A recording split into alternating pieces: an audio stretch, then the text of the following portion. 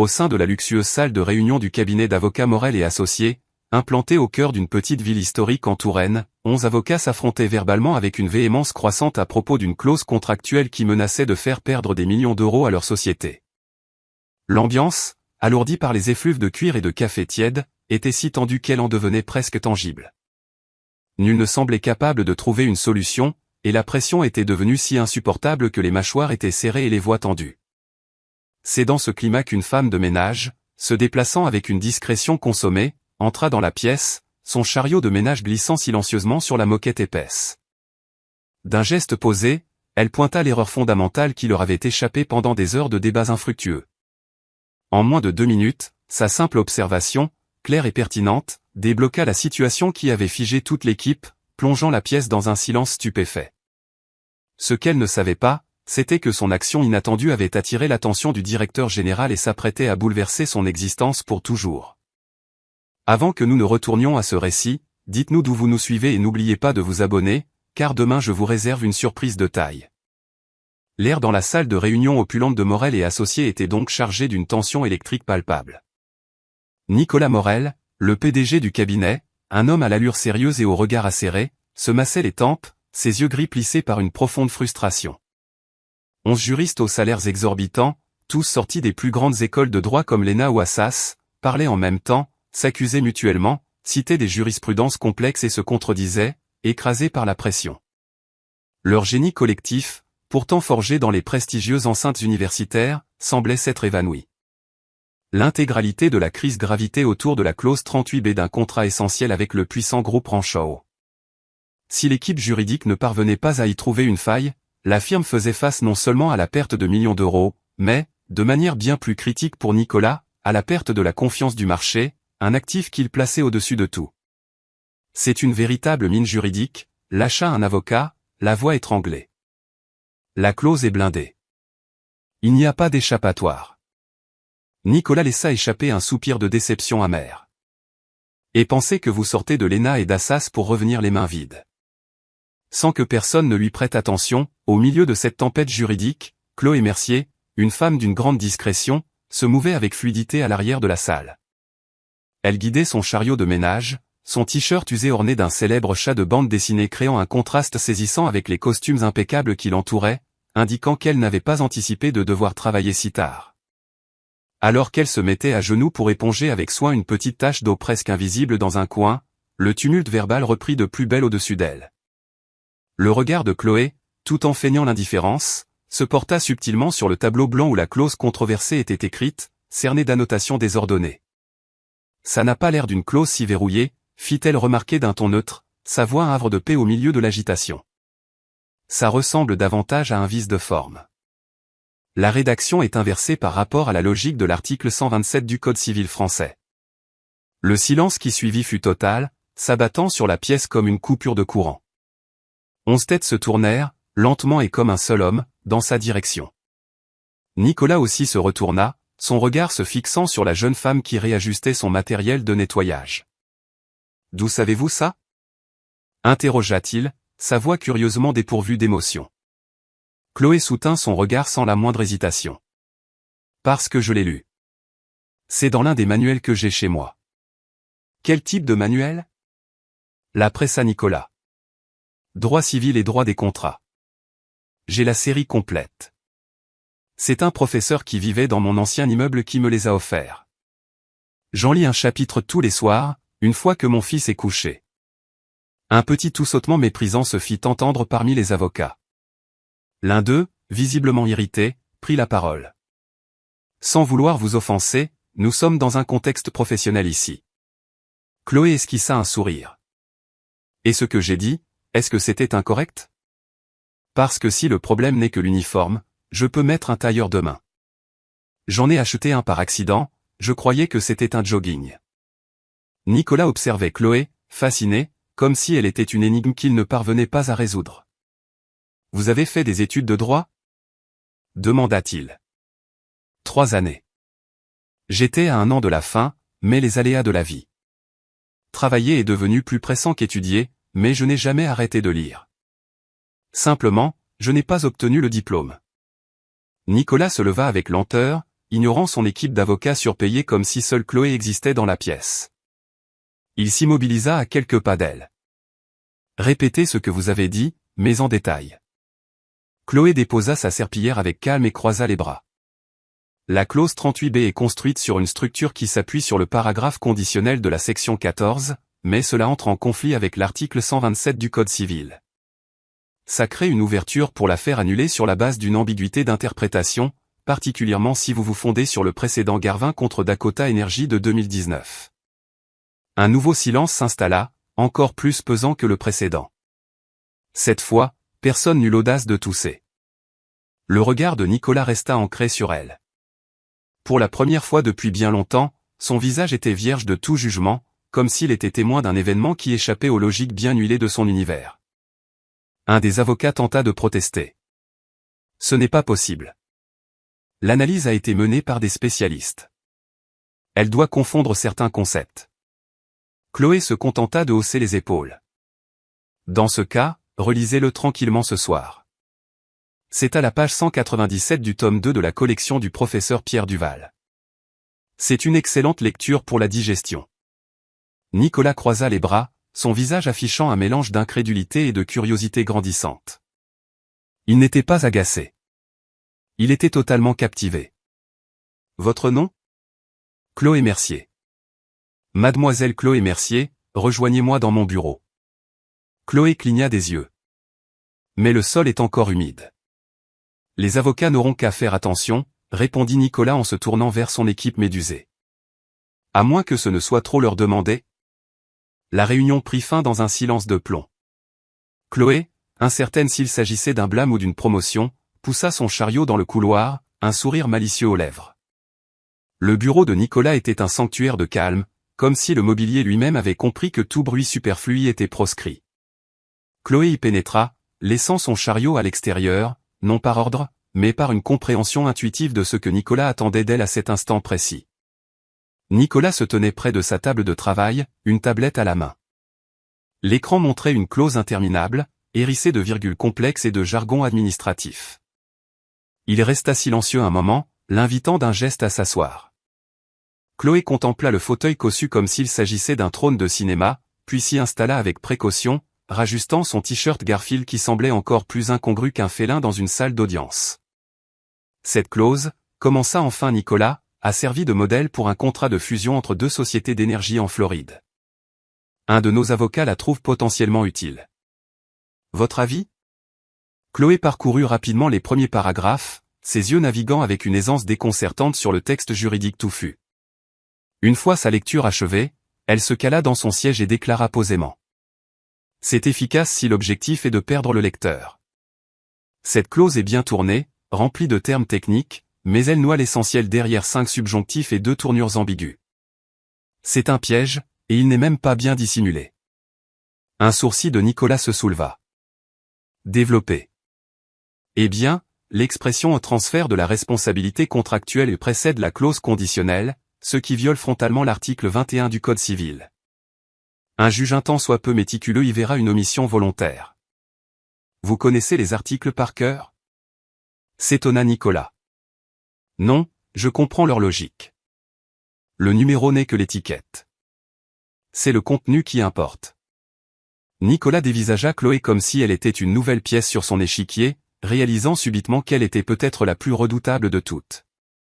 Et celle-ci ? Demanda-t-il en changeant de document sur la tablette, une clause de protection d'actifs en cas de résiliation unilatérale. Chloé lut quelques secondes, puis secoua la tête. Rejeté par les tribunaux au moins 3 fois. Il y a un cas récent, Rowan contre Palm Trading 2021. La partie qui avait inséré cette clause a perdu pour non-respect du principe de bonne foi contractuelle. Le juge a été très clair, on ne protège pas ses actifs en dissimulant les risques dans les clauses en petits caractères. Nicolas s'appuya contre son bureau, les bras croisés. Et si je vous disais que 3 de mes avocats les plus chevronnés ont validé cette formulation ? Je leur dirais de lire plus de manuels et moins de modèles de contrats tout faits. Le silence dans la pièce n'était troublé que par les échos étouffés de la ville. Nicolas, pour la première fois depuis des lustres, semblait avoir baissé la garde. Pas par faiblesse, mais par une forme inédite de surprise. L'admiration. Comment retenez-vous autant d'affaires? Demanda-t-il, plus curieux que réprobateur. Je lis tout à voix haute. Mon fils de 6 ans, Léo, s'est déjà prononcé jurisprudence, bien qu'il soit persuadé que c'est le nom d'un super-héros. Nicolas eut un rire bref, maîtrisé mais authentique. Vous êtes déconcertante. C'est un de mes talents, surtout les jours de grand nettoyage. Il se dirigea vers son bureau, prit un dossier bleu et le posa devant elle. Voici le contrat que nous devons défendre. Si Rancho réussit à faire annuler la clause 38B, ils auront une brèche pour invalider tout l'accord. Ce serait une catastrophe. Chloé ouvrit le dossier et parcourut les pages. Vous avez omis une clause de sauvegarde générique dans la section finale du contrat. Un avocat précautionneux l'aurait ajouté par réflexe. Mais parfois, les plus brillants esprits oublient les évidences. Nicolas se renfrogna. Vous insinuez que nos avocats sont négligents? Je dis que parfois, l'orgueil l'emporte sur la prudence. Et dans ce cas, le contrat se retrouve avec un excès d'ego et un déficit de protection. Il la regarda, non plus avec sa sévérité coutumière, mais comme s'il cherchait à percer le secret de son incroyable lucidité. Vous avez étudié le droit, sans finir. 3 ans et demi. J'ai arrêté car il fallait choisir entre le diplôme et le lait dans le frigo. Mon ex-compagnon m'a dit ne pas être prêt pour la paternité, mais le bébé est arrivé quand même. Et les livres ne pleurent pas la nuit, vous comprenez. Alors j'étudiais quand je le pouvais, et je travaillais quand il le fallait. Nicolas acquiesça, accueillant ces mots sans le moindre jugement. Vous savez que vous ne pouvez pas exercer comme avocate. C'est illégal. Je le sais. Je ne signerai rien, je ne me présenterai nulle part. Mais je peux réfléchir, observer, proposer des pistes. Ça, c'est encore permis. Il lui tourna le dos, le regard perdu vers l'extérieur.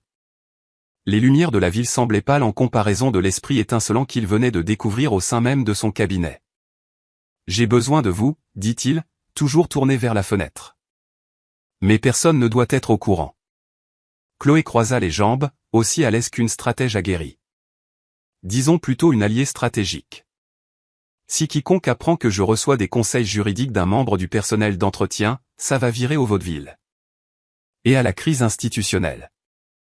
Alors, reprit-elle, un fin sourire se dessinant sur son visage, je serai votre spécialiste du nettoyage des clauses confidentielles. Il se retourna vers elle. Vous acceptez? Elle se leva, saisit son seau et répondit avec une assurance tranquille. Tant que je ne suis pas obligé de porter des talons. Mon uniforme est déjà assez parlant. Chloé endossa son nouveau rôle clandestin, chaussée de ses éternelles baskets élimées. Le seul changement notable était qu'à côté de son seau et de ses chiffons, elle transportait désormais un carnet à couverture rigide où elle consignait avec application les noms des avocats, les termes juridiques alambiqués et les idées lumineuses qui lui venaient en récurrent les parquets. Nicolas avait été formel, personne ne devait connaître sa véritable mission. Officiellement, elle demeurait l'agent d'entretien de l'aile administrative. En réalité, elle était bien plus que cela, la cheville ouvrière invisible de l'entreprise, l'intellect affûté derrière des décisions cruciales que même les juristes les plus expérimentés ne parvenaient pas à prendre seuls. Les choses commencèrent discrètement le mardi suivant, lorsque Nicolas lui demanda à voix basse de relire un courriel destiné à une firme de conseil externe. Le texte était technique, mais sa formulation restait vague. Chloé le lut, se frotta le menton et demanda « Je peux le retoucher un peu ?» Nicolas haussa les épaules. Elle s'installa, tapa quelques phrases rapides et lui rendit l'ordinateur. Le nouveau paragraphe disait « Fondé sur la clause de sauvegarde interprétative du contrat liant nos deux parties et en vertu du droit français, article 64C, nous estimons que la révision contractuelle envisagée manque de base légale suffisante et n'est par conséquent pas recommandée. Cordialement, PS. En cas de désaccord, nous serions ravis d'en débattre autour d'un café. N'oubliez pas les chouquettes. » Nicolas arqua un sourcil. Les chouquettes? Terme technique pour adoucir le ton. Ils vont sourire, mais ils comprendront aussi que vous êtes inflexible. Il ne dit rien et cliqua sur « Envoyer ». Très vite, Chloé commença à recevoir des sollicitations feutrées. Un avocat laissait un post-it sur son chariot, la clause de compensation croisée s'applique-t-elle aux prestations de service? Elle déposait une note pliée près de la machine à café, uniquement si c'est explicitement stipulé. Et même dans ce cas, méfiez-vous de l'article 92. Nul ne savait d'où provenaient ces réponses si justes et précises. Mais soudainement, les erreurs du cabinet se raréfièrent. Les réunions de Nicolas devinrent plus brèves et plus productives, et les questions les plus épineuses n'étaient plus débattues à voix haute dans les couloirs, mais murmurées lors des pauses café. Le 3e jour, Chloé était assise dans la salle de repos, écrivant dans son carnet, quand elle surprit une conversation entre 2 avocats. Nicolas est différent. Plus direct, plus incisif. Et le plus curieux, c'est qu'il n'a pas besoin de nous. Il a peut-être engagé un consultant extérieur. Ou alors une voyante spécialisée en droit. Chloé sourit. Pour l'instant, personne ne la soupçonnait, mais elle savait que cela ne durerait pas.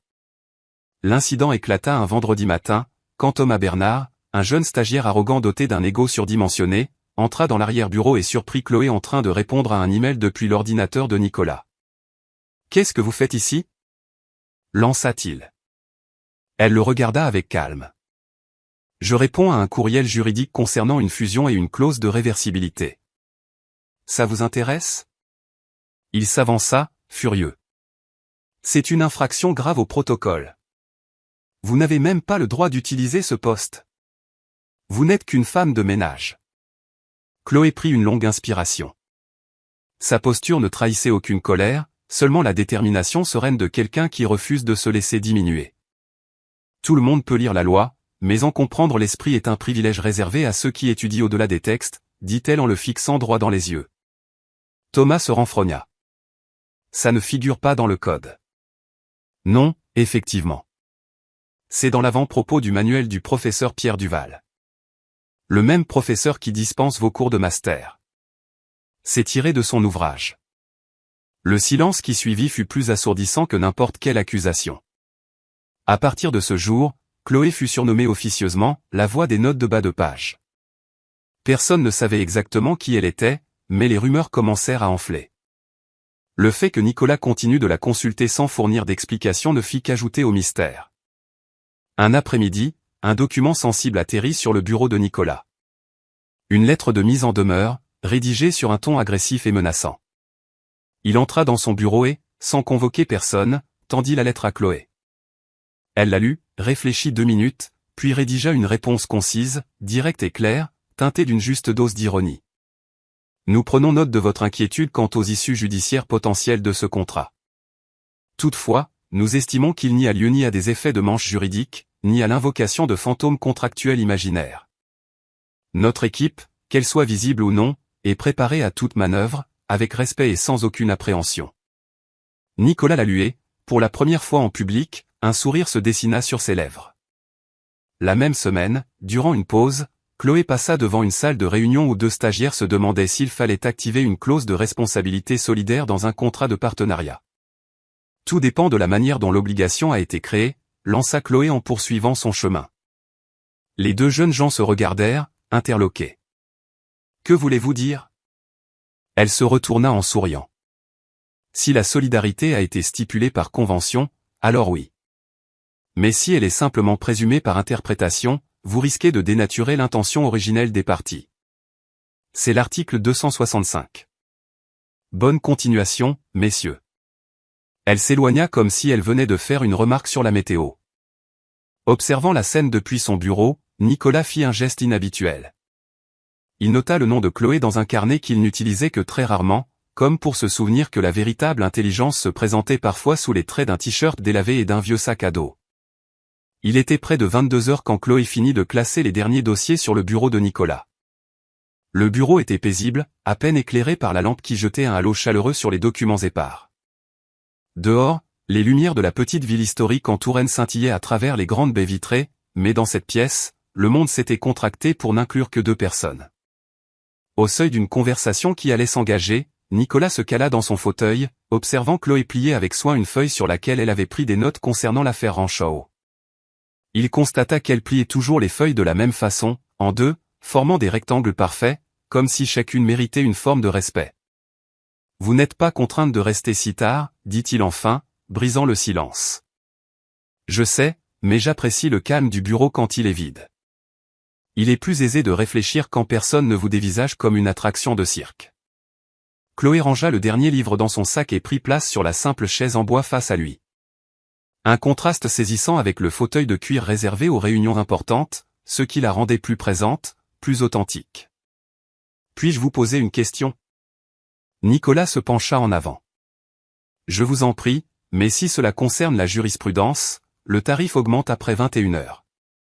Il sourit, mais son visage redevint rapidement sérieux. Pourquoi le droit? Qu'est-ce qui vous a poussé à choisir cette voie? Chloé prit une longue inspiration, comme si elle ouvrait un tiroir de sa mémoire qu'elle n'avait pas visité depuis longtemps. Mon père était maçon. Il est décédé quand j'avais 16 ans, sur un chantier. La société qu'il employait a tout fait pour ne pas verser d'indemnité à ma mère. Il prétendait qu'il ne portait pas son équipement de sécurité, que c'était sa faute. Un mensonge éhonté. Elle s'interrompit, le regard fixé sur ses mains. Ma mère était démunie, elle ne savait pas comment se battre. Nous n'avions pas les moyens de payer un avocat. Et les rares qui ont accepté de nous recevoir le faisaient avec condescendance, comme s'ils nous rendaient un service immense, comme si nous devions être reconnaissantes d'être simplement écoutées. Nicolas se rapprocha, l'écoutant avec une attention totale. Et ensuite? Ensuite, je me suis dit que si je connaissais la loi, si je comprenais les rouages du système, je pourrais peut-être l'aider. Je pourrais peut-être aider d'autres gens dans sa situation. Alors, je me suis inscrite à l'université, grâce à une bourse. Vous avez gagné le procès? Demanda Nicolas. Oui. Après 2 ans de procédure, ma mère a utilisé l'argent pour ouvrir un petit atelier de couture dans notre quartier. Il existe toujours. Elle y confectionne des robes de bal pour les jeunes filles qui rêvent d'être des princesses. Chloé sourit, mais une pointe de mélancolie teintait ce sourire. Vous deviez être une étudiante brillante, commenta Nicolas. J'étais douée. De bonnes notes, active dans les groupes de travail. J'adorais débattre des cas avec les professeurs. J'avais un projet. Obtenir mon diplôme, continuer en master, et peut-être, un jour, ouvrir un cabinet d'aide juridique dans mon quartier. Que s'est-il passé? La question flotta dans l'air. Chloé glissa une mèche de cheveux derrière son oreille, un geste que Nicolas avait noté chez elle lorsqu'elle organisait ses pensées. Le père de Léo, dit-elle enfin. Je l'ai rencontré en 2e année. Il était en école de commerce, avec 1 an d'avance sur moi. Un sourire charmeur, le contact facile, des rêves qui semblaient en phase avec les miens, du moins je le croyais. Nicolas sentit sa propre respiration se faire plus attentive. Nous sommes restés ensemble 1 an et demi. J'étais en 3e année quand j'ai appris que j'étais enceinte. Ce n'était pas prévu, mais quand je le lui ai annoncé, je pensais que nous affronterions cela ensemble. Mais ça ne s'est pas passé comme ça. Il a paniqué. Il a dit qu'il était trop jeune pour être père, qu'il avait encore trop de projets, et qu'il serait peut-être préférable de régler la situation autrement. Chloé marqua une pause, le regard perdu vers la fenêtre. Je lui ai dit que je respectais sa décision de ne pas être père, mais que j'allais garder le bébé, et qu'il n'avait pas à s'en faire, car je m'en sortirais seul. Et ce fut le cas? Demanda Nicolas. Il le fallait. J'ai arrêté la fac en milieu de 3e année. La bourse ne couvrait pas la crèche, et ma mère était déjà débordée par sa boutique, elle ne pouvait pas s'occuper de Léo à plein temps. Je devais trouver un travail. Nicolas sentit une émotion complexe l'envahir. Un mélange d'admiration et de frustration qu'il ne parvenait pas à identifier. Et le père de Léo? Il a disparu. Il a littéralement déménagé dans une autre ville après avoir eu son diplôme. Je ne l'ai jamais revu. Léo posait des questions sur son père quand il était petit, mais plus maintenant. Je crois qu'il a compris que notre famille est complète comme elle est. Et vous n'avez jamais envisagé de reprendre vos études? Chloé eut un petit rire discret. Si. J'y pensais tous les soirs, en couchant Léo, quand j'ouvrais les manuels que j'arrivais à emprunter ou à dénicher dans les vide-greniers. Et puis, j'ai compris une chose. Je n'avais jamais cessé d'étudier. J'avais juste changé de méthode. Elle se leva et s'approcha de la fenêtre, contemplant les lumières de la ville. J'ai commencé à fréquenter la bibliothèque municipale. La section juridique était modeste, mais complète. Le professeur Pierre Duval, celui que j'ai mentionné à Thomas, y donnait des cours de soutien le samedi. Quand il a connu mon histoire, il a commencé à me prêter des livres. À vous prêter des livres? Demanda Nicolas. Au début, oui. Et puis, quand il a vu que je les étudiais sérieusement, que je prenais des notes, que je comprenais ce que je lisais, il a commencé à me les offrir. Il disait, les livres sont faits pour être lus, pas pour prendre la poussière sur une étagère. Nicolas se leva à son tour et la rejoignit près de la fenêtre. Et n'avez-vous jamais été en colère d'avoir dû abandonner vos projets? Chloé se tourna vers lui, et pour la première fois cette nuit-là, son regard brillait d'une nouvelle intensité. Si, pendant longtemps. En colère contre le père de Léo, contre la situation, contre moi-même d'être tombée amoureuse de quelqu'un qui n'était pas prêt à s'engager. Mais après la naissance de Léo. Elle s'interrompit, comme si elle revivait cet instant, quand il est né, et que je l'ai pris dans mes bras pour la première fois, j'ai compris que mes projets n'étaient pas anéantis. Ils avaient simplement changé de forme. Je ne serais pas l'avocate que je rêvais d'être à 18 ans, mais je serais la mère que je voulais être à 20 ans. Et aujourd'hui, le regrettez-vous? D'avoir eu Léo? Jamais. Il est la meilleure partie de moi. Il m'a appris que le courage, ce n'est pas l'absence de peur. C'est d'avoir peur et de continuer à avancer. Nicolas observait son profil se découpant sur les lumières de la ville. Il y avait en Chloé une force qu'il n'avait jamais rencontrée. Une force qui ne venait pas de la volonté de prouver quelque chose aux autres, mais de la certitude de savoir qui elle était. Et vous continuez d'étudier, chaque soir, une fois qu'il dort? J'ouvre mes livres. Je lis des cas, j'étudie la jurisprudence, je suis l'évolution de la loi. Pas par obligation. Par envie. Parce que ça a du sens pour moi. Même en sachant que vous ne pouvez pas exercer? Exercer le droit, c'est une chose. Le comprendre, c'en est une autre. Et qui sait, peut-être qu'un jour, je retournerai à la faculté. Léo grandit, il gagne en autonomie. Ce sera peut-être le moment de terminer ce que j'ai commencé. Nicolas sentit une émotion étrange l'envahir. C'était de l'admiration, bien sûr, mais au-delà de ça, c'était comme s'il était face à quelqu'un qui avait fait de chaque obstacle une marche, de chaque échec un tremplin. Vous êtes exceptionnel, dit-il, le mot lui échappant avec plus d'émotion qu'il ne l'aurait souhaité. Je suis une mère célibataire qui fait des ménages et qui lit du droit à ses heures perdues. Il n'y a rien d'exceptionnel là-dedans. Vous vous trompez. Vous avez pris une situation qui aurait pu vous briser et vous en avez fait une force. Vous avez élevé un enfant seul, vous n'avez jamais cessé d'apprendre, vous n'avez jamais perdu votre bienveillance ni votre sens de l'humour. Et par-dessus le marché, vous résolvez des problèmes que des avocats bardés de diplômes ne parviennent pas à dénouer. Chloé sourit, une lueur humide au coin des yeux. Léo m'a demandé l'autre jour si j'étais triste de ne pas être devenue avocate. Vous savez ce que je lui ai répondu? Je lui ai dit, peut-être que je ne suis pas devenue l'avocate que je rêvais d'être, mais je suis devenue la personne que je devais être. Et ça valait tout l'or du monde. Le silence qui suivit était empreint d'une signification profonde. Nicolas regarda Chloé arranger ses cheveux, prendre son sac, reprenant son attitude d'employé efficace. Mais quelque chose avait définitivement changé entre eux. Une complicité s'était installée, une compréhension mutuelle qui dépassait le cadre de leur collaboration professionnelle.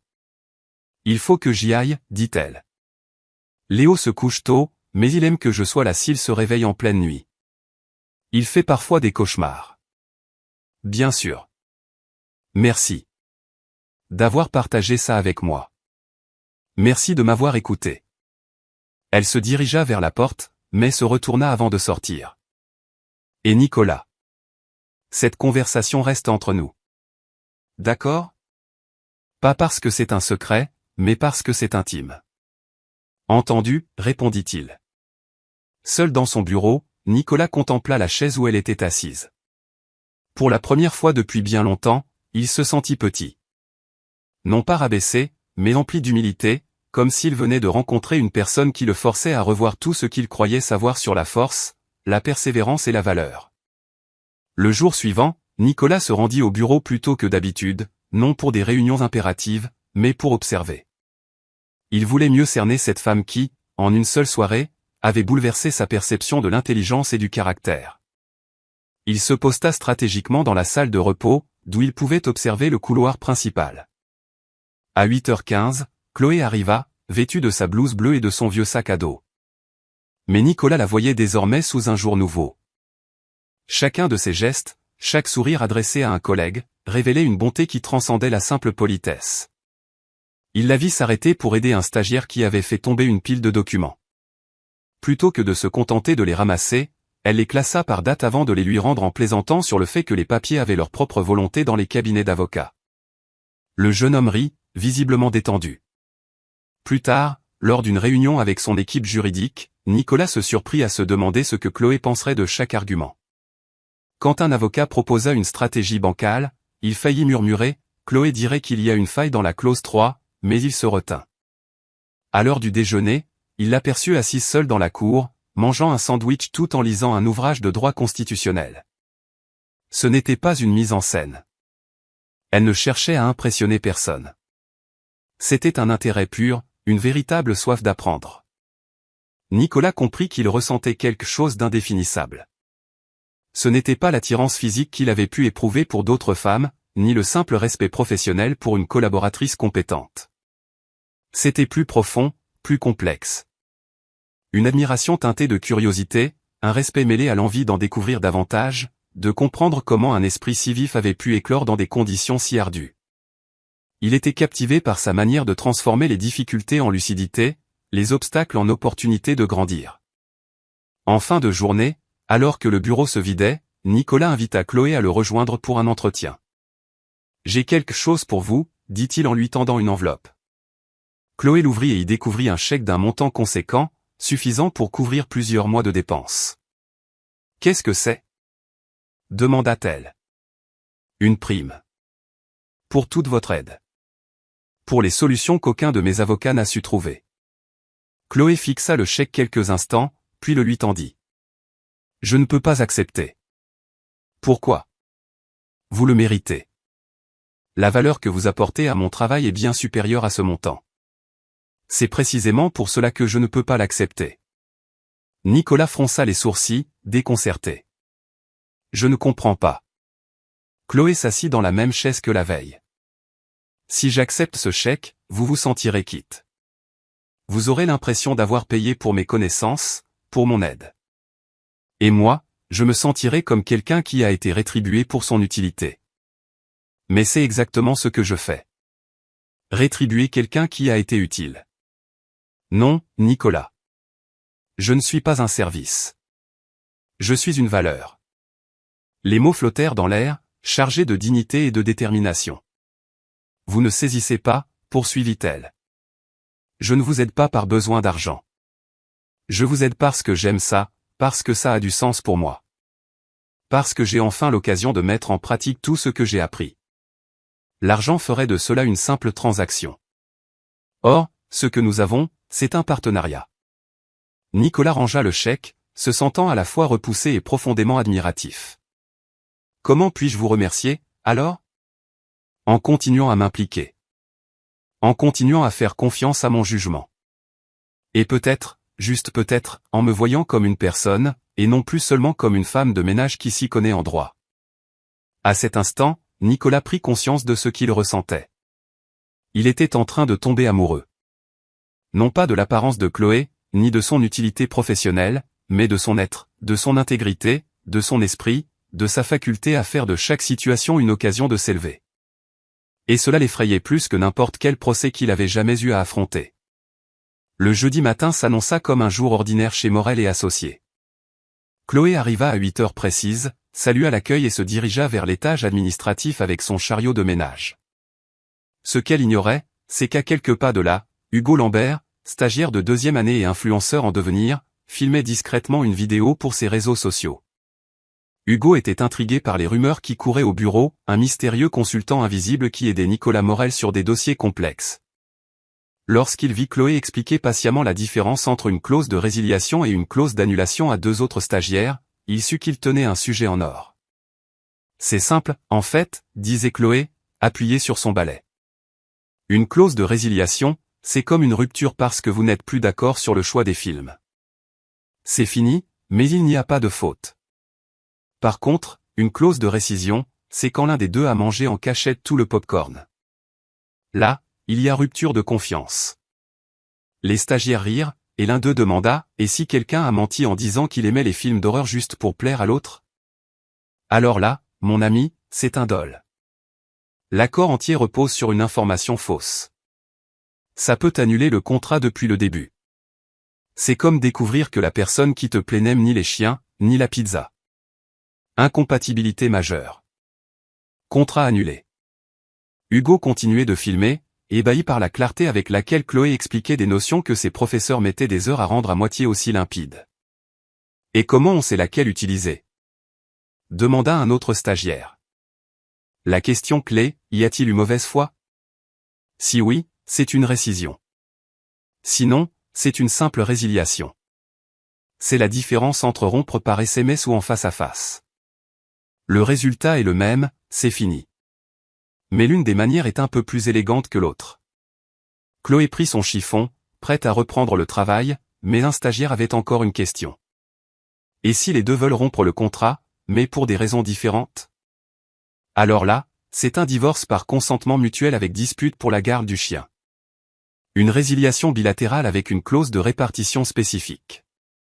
Chacun repart avec ses affaires, mais il faut négocier pour savoir qui garde l'abonnement Netflix. Les trois éclatèrent de rire, et Hugo conclut sa vidéo par un gros plan sur le visage de Chloé qui saluait la caméra d'un geste décontracté. Mes amis, vous venez d'assister au meilleur cours de droit des contrats de l'histoire, dispensé par l'experte la plus inattendue dans le cabinet le plus chic d'une petite ville historique en Touraine. Voilà ce que j'appelle l'accès au savoir, commenta Hugo sur son téléphone. Il posta la vidéo sur sa chaîne à 14h avec la légende, POV, l'agent d'entretien de ton bureau explique le droit des contrats mieux que ton prof d'Assas. La sagesse juridique sans les diplômes. Une légende du droit. La suite dépassa toutes les attentes d'Hugo. En 2 heures, la vidéo comptabilisait 50 000 vues. 4 heures plus tard, elle en était à 200 000. À la fin de la journée, elle avait franchi le cap du demi-million, avec une avalanche de commentaires enthousiastes d'étudiants en droit, d'avocats et de professeurs.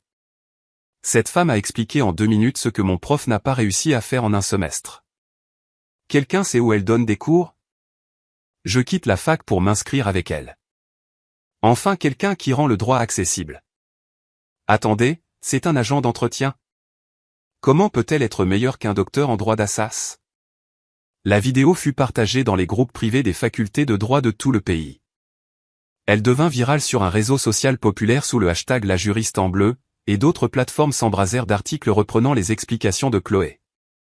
Un site d'actualité juridique partagea le clip avec le titre « Une membre du personnel d'entretien enseigne le droit des contrats et devient une star des réseaux sociaux ». Un autre média y consacra un article entier, « L'éducatrice accidentelle qui révolutionne la manière de parler du droit ».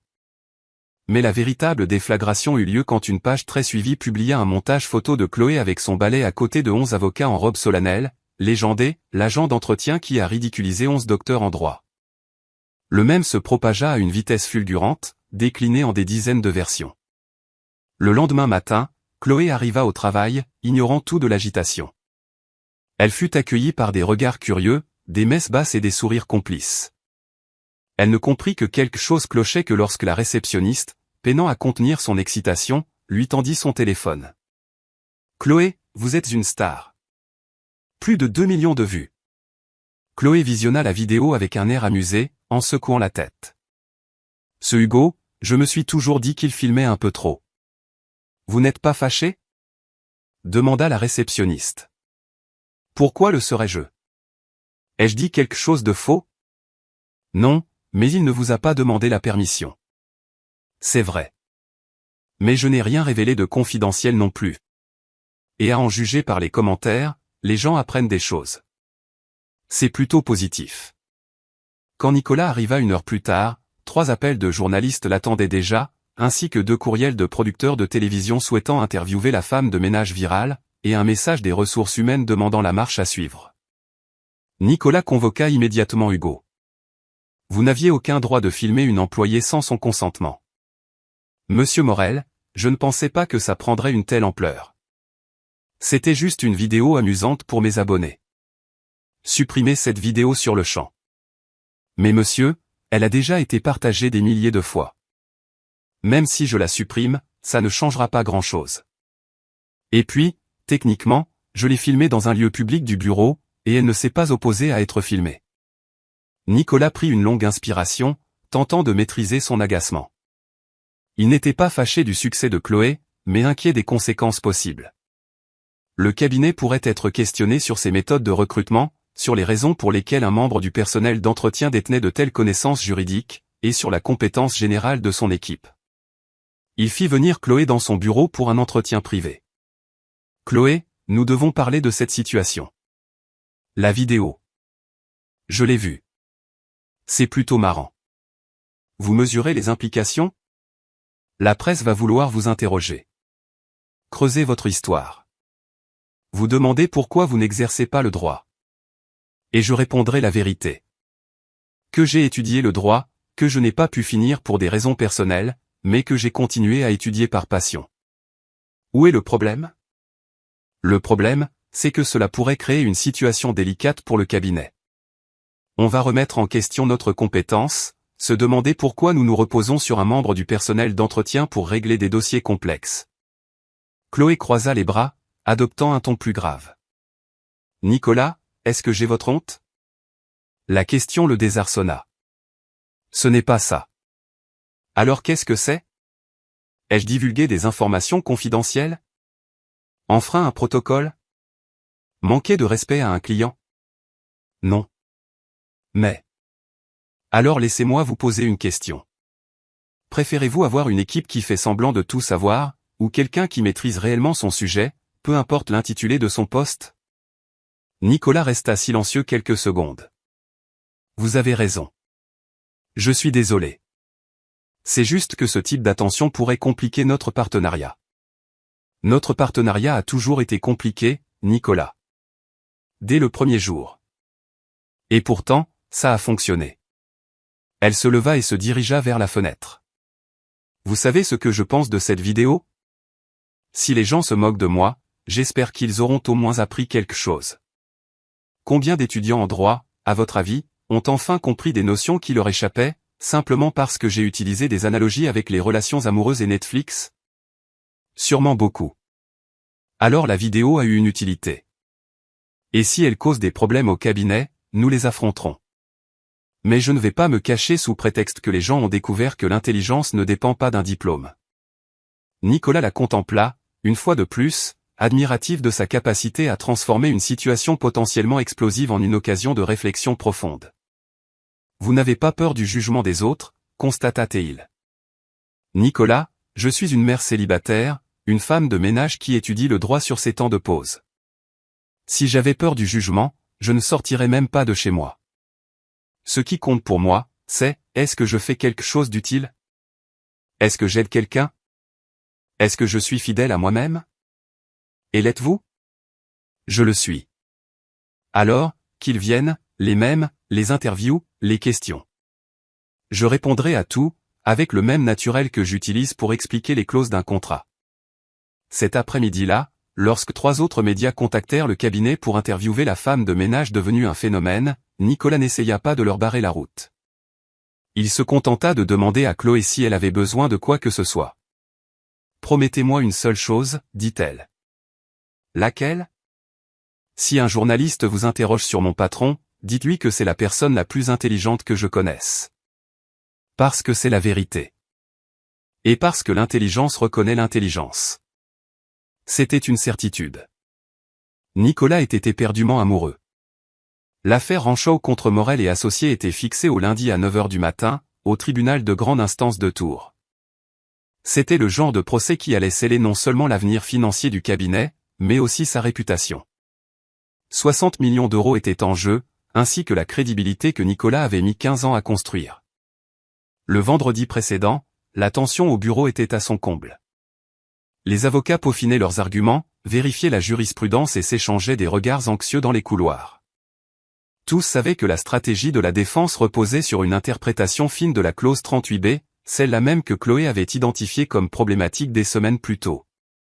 Nicolas était dans son bureau, cerné par des montagnes de dossiers et 3 de ses avocats seniors qui paraissaient plus inquiets que confiants. L'argumentation est solide, affirma maître Stéphane Girard, le plus expérimenté de l'équipe. Mais l'accusation va attaquer notre lecture de la clause de sauvegarde, ajouta maître Isabelle Petit, sa seconde. Et s'il invoque le précédent Morrison contre Atlantic? S'inquiéta maître Isabelle Petit. Notre défense sera fragilisée. Nicolas se massa les tempes. Il avait épluché le dossier pendant des semaines, mais quelque chose le chiffonnait encore. Une pièce du puzzle manquait. C'est à ce moment que Chloé frappa à la porte. « Excusez-moi, je peux entrer ? » « Je vous en prie. » Elle tenait un plateau avec du café et un dossier glissé sous son bras. « Je vous ai apporté du café et... J'ai entendu que vous parliez de Morrison contre Atlantic. » Maître Stéphane Girard haussa un sourcil. « Et vous vous inquiétez du mauvais précédent. » Le silence se fit dans la pièce. Chloé posa le plateau sur la table et ouvrit son dossier. La décision Morrison contre Atlantic a été partiellement invalidée 6 mois plus tard par l'arrêt Hamilton contre Shore Industries. L'interprétation qui vous préoccupe n'est plus d'actualité. Maître Isabelle Petit consulta rapidement ses notes. Cela n'apparaît pas dans nos recherches. C'est parce que la décision a été publiée dans une revue juridique secondaire, pas dans les grandes publications. Mais elle a complètement bouleversé la jurisprudence. Ce que vous devriez redouter, c'est l'affaire Nelson contre Phoenix Corporation, qui date de 2 mois. Nicolas se pencha en avant. Expliquez. L'affaire Nelson a inauguré une nouvelle méthode d'interprétation des clauses ambiguës dans les contrats de fusion. Si l'accusation se fonde sur cette affaire, alors oui, vous êtes en difficulté. Mais vous avez aussi une parade. Elle approcha une chaise et s'installa parmi eux, déployant des documents sur la table. Dans l'affaire Nelson, le juge a opté pour une lecture purement littérale de la loi, en ignorant le contexte historique. Mais il existe un cas plus ancien, Fitzgerald contre Morgan Steel, de 1987, qui s'applique parfaitement à notre situation. Pendant les 2 heures qui suivirent, Chloé remodela entièrement la stratégie de défense. Elle ne se contenta pas de pointer les failles, elle bâtit une nouvelle argumentation solide, s'appuyant sur des précédents que les autres avocats ignoraient totalement. « C'est vous qui devriez plaider lundi », déclara maître Stéphane Girard, visiblement impressionné. « Je ne peux pas, et je ne le ferai pas. » « Pourquoi ? » « Parce que ma place n'est pas là-bas. Ma place est ici, à vous aider à vous préparer. Nicolas va être brillant à l'audience, et vous comprendrez tous pourquoi il est l'un des meilleurs avocats de la région. » Le dimanche soir, Nicolas appela Chloé. « Je suis tendu. »« Tendu ou angoissé ?» demanda-t-elle. « Quelle est la différence ? Tendu, c'est quand on sait qu'on est prêt, mais que le cœur s'emballe quand même. Angoissé, c'est quand on doute d'être à la hauteur. Alors je suis tendu. C'est bon signe. Ça veut dire que l'enjeu vous importe. Maintenant, quel est l'axe principal de notre plaidoirie ? Pendant 40 minutes, Chloé le fit répéter les points essentiels, le mit à l'épreuve sur d'éventuelles questions et lui rappela les jurisprudences clés. Quand ils raccrochèrent, Nicolas se sentait, pour la première fois depuis des semaines, plein d'assurance. Le lundi matin, la salle d'audience était bondée. Journalistes, étudiants en droit et simples curieux, attirés par le buzz autour de la femme de ménage virale, occupaient chaque siège. Chloé était assise discrètement au fond, vêtue d'un chemisier sobre et d'un jean. Nicolas commença avec brio. Son exposé liminaire était clair, convaincant et parfaitement structuré. Il cita les précédents que Chloé avait suggérés et déroula un raisonnement implacable. Pendant 40 minutes, il tint la salle en haleine. Mais l'accusation porta alors un coup inattendu. « Monsieur le Président », déclara la procureure, une femme élégante dans la cinquantaine. La défense s'appuie sur une lecture contestable de l'affaire Fitzgerald contre Morgan Steel. Je tiens à souligner que ce précédent a été en partie amendé par la décision récente dans l'affaire Torres contre Infinity Holdings. Nicolas sentit son sang se glacer. Torres contre Infinity Holdings. Il ne connaissait pas cette affaire. Elle n'était pas dans ses notes. Chloé ne l'avait pas mentionnée. L'amendement introduit par Torres contre Infinity, poursuivit la procureure, stipule clairement que dans les contrats de fusion présentant des clauses ambiguës, l'interprétation doit toujours favoriser la partie qui n'a pas rédigé le document initial. Le juge se pencha, manifestement intéressé. Nicolas savait qu'il devait répliquer, mais il ignorait comment contrer un précédent dont il n'avait jamais entendu parler. Son équipe semblait tout aussi désemparée. « Maître Morel, dit le juge, souhaitez-vous répondre aux précédents soulevés par l'accusation? Nicolas se leva, mais son esprit était un grand vide. Il fouilla dans ses papiers, cherchant un indice, en vain. C'est alors qu'il entendit une voix discrète derrière lui. Article 127, paragraphe 3. Amendement partiel, pas total. C'était Chloé. Elle s'était levée et, parlant juste assez fort pour qu'il l'entende, elle lui fournit l'arme dont il avait besoin. Nicolas prit une grande inspiration et se tourna vers le juge. Monsieur le Président, sauf le respect que je dois à l'accusation, il est crucial de préciser que l'affaire Torres contre Infinity Holdings n'a introduit qu'un amendement partiel au précédent Fitzgerald contre Morgan Stanley, et non une abrogation complète. Il se mit à marcher dans la salle, retrouvant son assurance. L'article 127, paragraphe 3, précise que les modifications partielles de jurisprudence ne s'appliquent qu'aux aspects spécifiques contestés dans la nouvelle décision.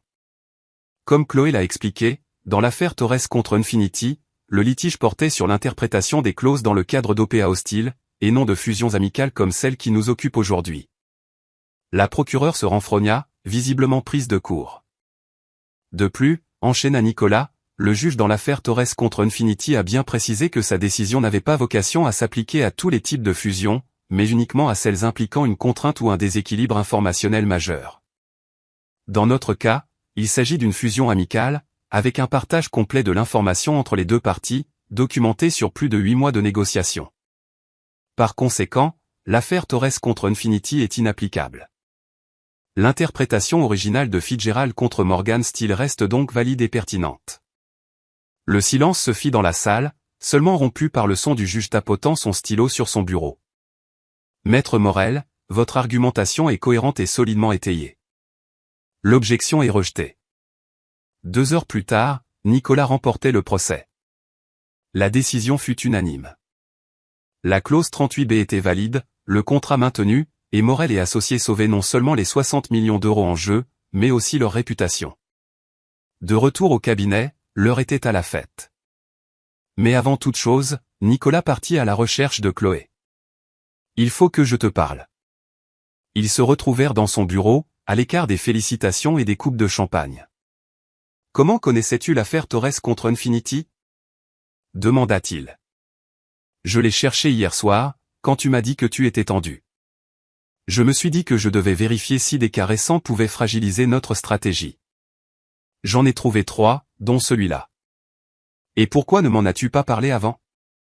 Parce que tu étais déjà sous pression, et je savais que si le sujet était abordé, tu saurais y faire face avec la bonne information, au bon moment. Nicolas s'assit au coin de son bureau. Chloé, tu as sauvé ma carrière aujourd'hui. Tu as sauvé ta propre carrière. Je n'ai fait que te souffler une information. Non, c'était bien plus que ça. Tu m'aides depuis le tout début. Il se rapprocha d'elle. Je veux que ce soit officiel. Acceptes-tu de devenir mon assistante personnelle et ma conseillère juridique principale? Avec un salaire complet, tous les avantages sociaux, et la reconnaissance que tu mérites. Les yeux de Chloé s'embrouillèrent. Tu es sérieux? Absolument. Ce n'est pas une faveur, ni de la charité. C'est le respect que j'ai pour ta valeur professionnelle. J'accepte. Ils s'étreignirent. Une étreinte professionnelle, mais qui dura quelques instants de trop. Le soir même, Nicolas organisa un dîner de célébration à l'Hostellerie du Roi, l'un des restaurants les plus raffinés de la région. Toute l'équipe juridique était présente, ainsi que plusieurs clients importants. Quand Chloé arriva, Nicolas la reconnut à peine. Elle portait une simple robe bleu marine, élégante mais discrète, et ses cheveux, d'habitude attachés, tombaient sur ses épaules. Elle était magnifique, tout en restant elle-même. Pendant le repas, elle discuta avec aisance de dossiers juridiques, fit rire l'assemblée avec ses analogies originales et se déplaçait avec une assurance tranquille qui n'avait rien à voir avec ses vêtements ou ses chaussures. Nicolas ne la quitta pas des yeux de la soirée. La manière dont elle gestuait en expliquant un point, son sourire lorsqu'on lui posait une question pertinente, la façon dont elle traitait chacun, du serveur aux associés les plus importants, avec la même chaleur et le même respect. À la fin de la soirée, alors que le groupe se dispersait, Nicolas proposa de raccompagner Chloé. Ce n'est pas la peine. Je peux prendre un VTC. J'y tiens. Après tout ce que tu as fait pour moi, c'est la moindre des choses. Pendant le trajet, ils parlèrent du procès, de son nouveau poste et de quelques derniers détails de l'affaire. La conversation était fluide, ponctuée de silences apaisants, jamais gênants. Arrivé devant l'immeuble de Chloé, Nicolas coupa le contact. « Chloé » dit-il en se tournant vers elle. Un instant, ils se contentèrent de se regarder. Quelque chose avait mûri pendant des semaines. Une connexion non dite. Une attraction silencieuse. Nicolas se pencha et l'embrassa. Un baiser d'abord doux, hésitant, puis plus intense. Chloé y répondit, ses mains se posant sur son visage, absorbés par l'instant. Quand ils se séparèrent, ils étaient tous deux à bout de souffle. Ça. C'était une erreur, dit Nicolas, la voix soudainement crispée. Pardon ? Ça n'aurait pas dû se produire. Tu es mon employé maintenant. Ça complique tout. C'était déplacé. Chloé resta silencieuse, accusant le coup. Chloé, il vaut mieux que tu oublies tout ça. Je t'en prie. Elle le fixa quelques secondes, puis sortit de la voiture sans un mot de plus. Nicolas la regarda disparaître dans le hall, avec la certitude qu'il venait de commettre la plus grande erreur de sa vie. Le lendemain matin, Nicolas arriva au bureau 2 heures en avance. Il avait mal dormi, ressassant le baiser, et surtout, l'expression sur le visage de Chloé lorsqu'il avait qualifié ce moment d'erreur. Sa déception muette, 1000 fois plus blessante que la colère, l'avait tourmenté toute la nuit. À 9 heures, quand Chloé arriva, elle découvrit un bouquet de roses blanches sur son nouveau bureau. Un vrai bureau avec des tiroirs, à l'étage administratif. C'était une composition élégante et onéreuse, d'une valeur supérieure à son salaire hebdomadaire précédent. La carte jointe disait simplement « Je vous présente mes excuses pour mon comportement déplacé d'hier. NM ». Chloé contempla les fleurs quelques instants, puis se rendit d'un pas calme au bureau de Nicolas. Il était au téléphone, mais il raccrocha en la voyant entrer, le bouquet à la main. « Chloé, je... » « Elles sont très belles, » dit-elle en déposant les fleurs sur son bureau. « Mais je suis allergique. Allergique aux roses, et allergique aux excuses parfumées qui coûtent cher. » Elle laissa une petite note pliée à côté du vase et sortit avant qu'il ne puisse répliquer. La note disait « La prochaine fois que tu voudras t'excuser, essaie de parler. » Les fleurs fanent en une semaine. Les mots sincères sont éternels. Les jours suivants, Nicolas essaya des approches plus discrètes. Il déposa sur son bureau un café provenant de son bistrot de quartier préféré, un petit établissement local près de chez elle, bien différent du café sophistiqué du bureau. Chloé le remercia poliment et le but, mais elle lui fit comprendre que la courtoisie professionnelle n'effaçait pas une blessure personnelle. Quand il proposa de l'aider à aménager la bibliothèque juridique qu'elle avait demandée pour son nouveau bureau, Chloé répondit « Merci, mais je m'en occuperai. J'en ai l'habitude. » Sa voix n'était pas hostile, mais elle établissait fermement une distance qui n'existait pas avant ce baiser en suspens. Mercredi, Nicolas changea de tactique. Lors d'une réunion sur un nouveau dossier, il sollicita l'avis de Chloé devant toute l'équipe. Notre nouvelle conseillère a sans aucun doute un point de vue précieux sur cette question, dit-il en la fixant. Chloé répondit avec un professionnalisme irréprochable, proposa des pistes pertinentes et aida à débloquer une situation qui stagnait depuis 2 heures. Mais une fois la réunion terminée et les autres avocats partis en louant sa contribution, elle se tourna vers Nicolas. « N'utilise pas mon travail pour tenter de réparer ce qui s'est brisé en dehors. Ce n'est pas mon intention. Si. Et ce n'est pas nécessaire. Mon travail parle de lui-même, il l'a toujours fait. Je n'ai pas besoin que tu me valides professionnellement pour compenser ce qui s'est passé sur le plan personnel. » Jeudi, Nicolas laissa un livre sur son bureau, nouveau précédent en droit des contrats, un ouvrage paru la semaine précédente. C'était exactement le type de lecture qu'il savait qu'elle apprécierait. Chloé le feuilleta, visiblement intéressée, mais le lui rendit en fin de journée avec un post-it « Merci pour le prêt. J'ai déjà commandé mon exemplaire. » Vendredi, alors que Nicolas tentait d'engager la conversation sur un dossier qu'ils examinaient ensemble, Chloé l'interrompit avec douceur. « Nicolas, pouvons-nous fixer quelques règles ? » Bien sûr. Primo, mon travail restera excellent parce que j'aime ce que je fais, pas parce que tu as besoin de moi. Secondo, notre collaboration professionnelle est solide et le restera. Tertio, ce qui s'est passé sur ce parking reste sur ce parking. Et quatrièmement, arrête d'essayer de te racheter avec des petits gestes. Si tu penses sincèrement que c'était une erreur, alors c'en était une. Point final. Passons à autre chose. Nicolas acquiesça, mais il y avait dans son regard quelque chose que Chloé préféra ne pas interpréter. Durant le week-end, Léo jouait dans le salon quand il remarqua la même voiture garée dehors que celle qui avait ramené sa mère la veille. « Maman, le monsieur des fleurs est encore là. »« Le monsieur des fleurs ?» demanda Chloé. « Celui qui a envoyé les fleurs blanches que tu as refusées. Le même qui t'a ramené après le grand dîner. » Chloé s'approcha de la fenêtre. Nicolas était debout à côté de sa voiture, les yeux levés vers l'immeuble, mais sans oser entrer. « Léo, viens voir. » Le garçon s'approcha, intrigué. « Ce monsieur, c'est ton ami ou ton amoureux ?» Chloé sourit en caressant les cheveux de son fils. « Pourquoi tu veux savoir ? » Parce que si c'est ton ami, tu devrais le faire monter. Mamie Geneviève dit toujours qu'il faut accueillir les amis. Mais si c'est ton amoureux. Si c'est mon amoureux, quoi ? Alors tu dois décider si tu l'aimes vraiment ou s'il est juste perdu. Parce qu'un amoureux perdu, ça te rend triste. Et je n'aime pas quand tu es triste. Chloé serra son fils dans ses bras, stupéfaite par la sagesse de cet enfant de 6 ans. Et tu penses qu'il est quoi, toi ? Léo réfléchit un instant, observant Nicolas à travers la vitre. Je pense que c'est un ami qui voulait devenir un amoureux, mais qui a eu peur. Comme Pierre à l'école. Il aime bien Sophia, mais il fait semblant de ne pas l'aimer pour que les autres garçons ne se moquent pas. Tu es très malin, tu sais. C'est ce que dit toujours mamie Geneviève. Elle dit aussi que les grandes personnes sont parfois plus bêtes que les enfants. Chloé rit, tout en continuant d'observer Nicolas dans la rue. Tu sais quoi ?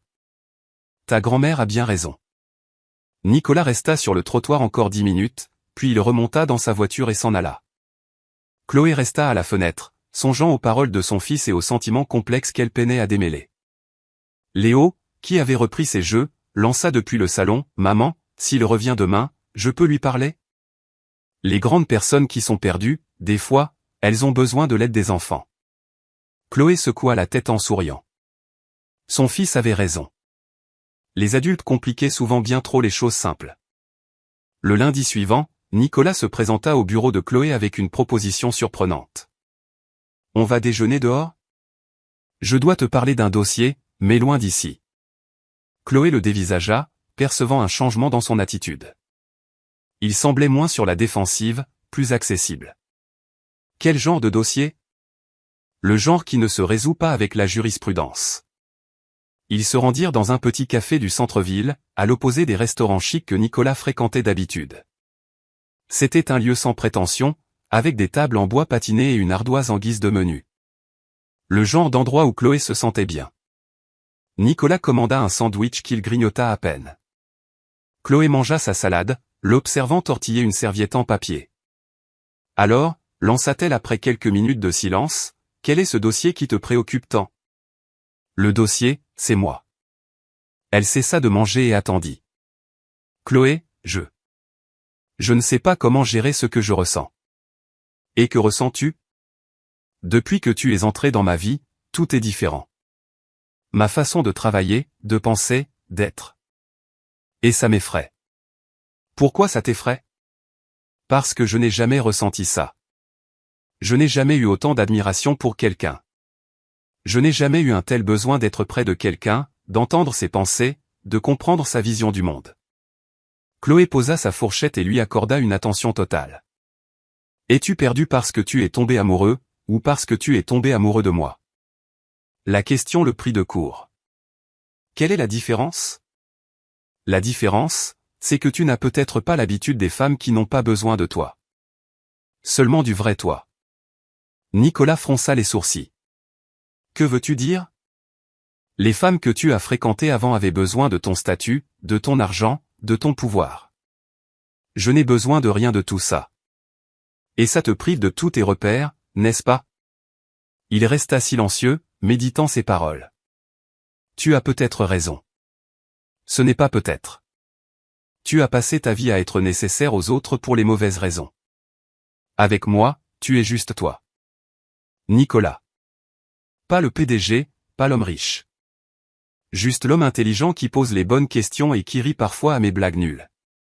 Tes blagues ne sont pas nulles. Si, elles le sont. Mais tu ris quand même. Ils sourirent tous les deux, et la tension retomba. Alors c'est ça, dit Nicolas.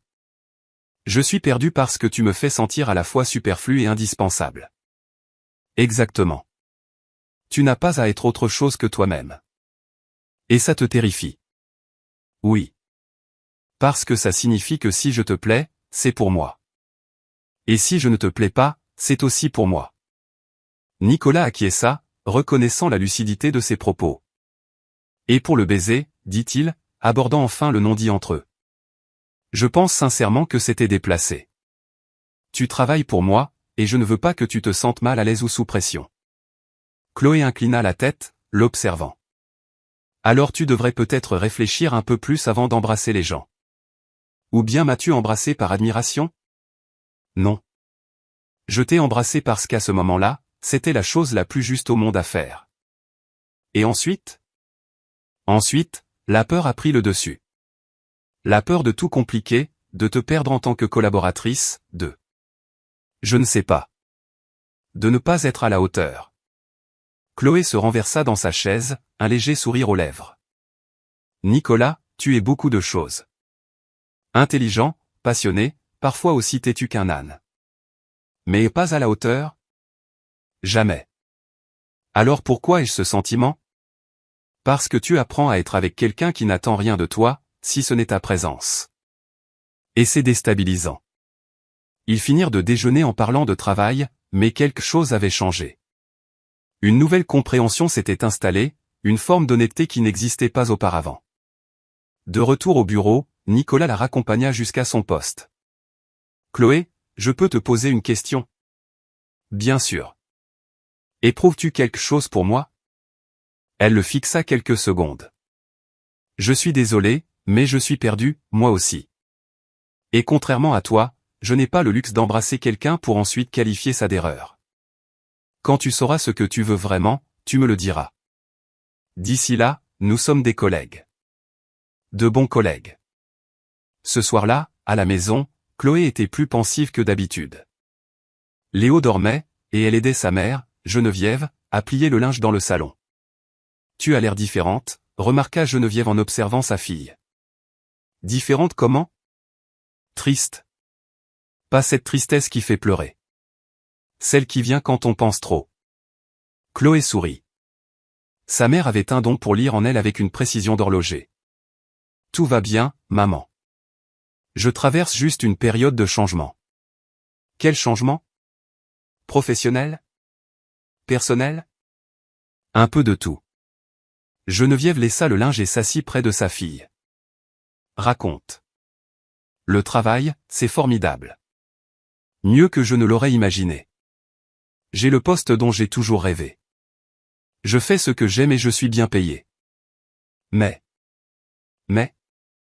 mon patron est compliqué. Compliqué comment? Chloé soupira. Il est intelligent, respectueux. Il m'apprécie professionnellement. Et je ressens quelque chose pour lui. Et lui? Il ressent quelque chose pour toi? Je crois bien. Mais il souffle constamment le chaud et le froid. Il qualifie ses propres sentiments d'erreur. Geneviève hocha la tête, comme si tout s'éclairait. Ah, je vois. C'est un de ces hommes qui ne savent pas comment se comporter avec une femme de caractère. Ce n'est pas ça, maman. Il admire mon caractère. Le problème, c'est que je crois que ça le déstabilise. Et toi, comment te sens-tu? Perdu. Parce que je tiens à lui, mais je ne sais pas s'il est vraiment attiré par moi ou s'il m'admire simplement. Et je ne suis pas sûr de vouloir m'engager avec quelqu'un qui ne comprend même pas ses propres émotions. Geneviève prit sa fille dans ses bras. Ma chérie, les hommes mettent parfois plus de temps à comprendre leur cœur. Non pas parce qu'ils sont stupides, mais parce qu'on leur a appris que les sentiments sont une faiblesse. Que dois-je faire, alors? Continue d'être toi-même. S'il est intelligent, il comprendra qu'il a trouvé une perle rare. Sinon, tant pis pour lui. Tu as déjà prouvé que tu n'as besoin de personne pour être heureuse. Chloé sourit, se sentant un peu plus sereine. Merci, maman. De rien. Et Chloé, même si tu es dans le doute, tu es radieuse. C'est un signe. Cette nuit-là, Chloé s'endormit en songeant aux paroles de sa mère et à sa conversation avec Nicolas. Geneviève avait peut-être raison. Parfois, il suffisait d'être soi-même et de laisser les choses suivre leur cours. Dans les jours qui suivirent leur déjeuner, Nicolas fit exactement ce que Chloé avait anticipé. Il se replia. Il redevint le PDG distant et maître de lui, s'adressant à elle avec le professionnalisme glacial qu'il avait perfectionné au fil des ans. En réunion, il l'appelait « Mademoiselle Mercier ». Dans les couloirs, il lui adressait un signe de tête poli mais ne s'arrêtait plus pour discuter. C'était comme si la franchise de leur déjeuner l'avait si terrifié qu'il s'était réfugié derrière l'armure qu'il portait depuis 15 ans. Chloé perçut immédiatement ce changement et y répondit de la seule manière qu'elle connaissait, avec dignité. S'il voulait de la distance, elle la lui accorderait. S'il préférait la formalité, elle serait irréprochable. Mais elle commença aussi à se retirer du soutien informel qu'elle lui offrait. Quand Nicolas laissait des dossiers sur son bureau avec des post-it sollicitant son avis, elle répondait par courriel, des analyses techniquement parfaites, détaillées, mais dénuées des touches d'humour qu'elle y mettait auparavant. Quand il tentait d'engager la conversation sur un dossier, elle répondait de manière claire et professionnelle, avant de se replonger aussitôt dans son travail. Cette nouvelle dynamique ne passa pas inaperçue au cabinet. Maître Isabelle Petit confia à Maître Stéphane Girard que l'atmosphère entre le patron et sa nouvelle conseillère était devenue étrangement guindée. Hugo, toujours fier d'avoir décelé le talent de Chloé, remarqua qu'elle ne faisait plus de blagues pendant ses explications juridiques. Jeudi, Nicolas était en train d'examiner un contrat quand il se rendit compte qu'il avait besoin de l'avis de Chloé sur une clause précise. Au lieu de se rendre à son bureau comme il l'aurait fait avant, il lui envoya un courriel formel pour lui demander un retour écrit. Sa réponse arriva 15 minutes plus tard, 3 paragraphes techniquement impeccables, totalement impersonnels. C'était exactement ce qu'il avait demandé, mais il y manquait cette étincelle qu'il avait appris à tant apprécier dans son travail. Ce soir-là, seul chez lui, Nicolas se surprit à chercher Chloé sur les réseaux sociaux. Ce n'était pas dans ses habitudes, mais sa curiosité fut la plus forte. Son profil était sobre, avec quelques photos seulement, mais chacune racontait une histoire. Il y avait une vidéo de Léo, datant de quelques mois, tentant de prononcer « jurisprudence » pendant que Chloé riait hors champ. Une autre la montrait expliquant un contrat de mutuelle à une voisine âgée en utilisant la métaphore d'une recette de gâteau. Une photo la représentait à la bibliothèque municipale, entourée de vieux manuels de droit, avec Léo endormi sur ses genoux. C'était un univers radicalement différent du sien. Un monde où le savoir se partageait généreusement. Où l'intelligence servait à aider, et non à dominer. Un monde où elle n'était pas seulement respectée, mais aimée. Samedi, poussé par une impulsion qu'il ne s'expliquait pas, Nicolas se rendit en voiture dans le quartier de Chloé. Il n'avait pas de plan précis, seulement un besoin irrépressible de mieux comprendre son univers. Il s'arrêta devant un petit local associatif appelé la Maison des Associations. À travers la vitrine, il vit Chloé, assise à une table ronde, entourée de plusieurs personnes. Elle parlait avec animation, expliquant quelque chose pendant que les autres prenaient des notes. Nicolas observa la scène quelques minutes. Il y avait dans l'attitude de Chloé une aisance, une joie authentique qu'il ne lui avait jamais vue au bureau. Elle ne jouait pas un rôle. Elle était simplement elle-même. Il prit une grande inspiration et entra.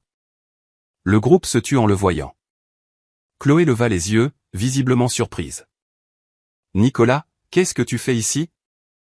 Je passais dans le coin et je t'ai vu. » C'était un mensonge éhonté, et ils le savaient tous les deux. « Je vous présente Nicolas Morel, » dit Chloé au groupe. « Mon patron. » Le fameux patron de la vidéo virale. S'exclama une femme plus âgée, Madame Marie Leclerc, en souriant. Chloé nous expliquait les contrats de bail. Nicolas salua tout le monde poliment, mais son regard revenait sans cesse sur Chloé. « Est-ce que je peux te parler une minute ?» Ils s'isolèrent dans un coin de la pièce. « Sans blague, qu'est-ce que tu fais là ?» demanda Chloé, mais sans animosité. Je voulais comprendre. « Comment ? Comment tu fais ça ? Comment tu arrives à être toi, tout le temps ?» Chloé l'observa quelques secondes. « Nicolas, tu as fait 40 minutes de route juste pour me demander ça? Peut-être. Pourquoi? Il regarda le groupe, qui avait repris sa discussion, puis se tourna de nouveau vers elle. Parce que cette semaine, je suis redevenu celui que j'ai toujours été. Et j'ai compris que je n'aimais plus cette personne. Et qu'attends-tu de moi? M'autorises-tu à apprendre de toi? La question sortit, plus vulnérable qu'il ne l'aurait souhaité. Chloé resta silencieuse un instant, puis elle sourit pour la première fois de la semaine.